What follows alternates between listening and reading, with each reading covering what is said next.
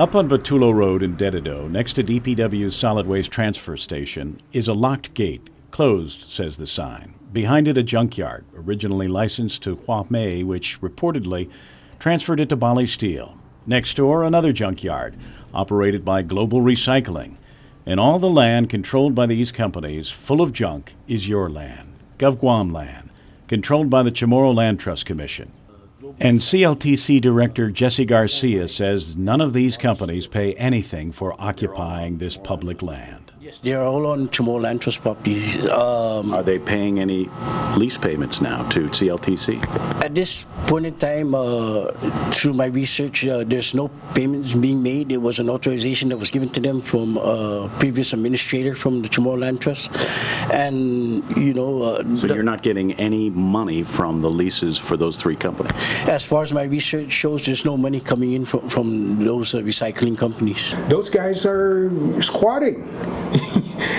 From what I understand, they have no right to be there. They're squatting on Chamorro Land Trust property. They're not paying anything. Senator Ben Pangilinan also says Balli Steel doesn't even have a valid permit from Guam EPA to accept any waste at the Batulo Road site. And they have polluted, basically, Chamorro Land Trust properties up at the transfer station in terms of continuing to receive the goods up there and the junk without a valid EPA permit. And it gets worse for Balli Steel. Their Petey junkyard, which is supposed to be the centerpiece of the mayor's abandoned vehicle program, cited in April for numerous violations by GEPA, this junkyard sits on your land too, public property, controlled by the Ancestral Lands Commission. Senator Pangilinan says Balli Steel has no right to be here either. I understand that, Balli Steel has been terminated or has given up its lease on ancestral lands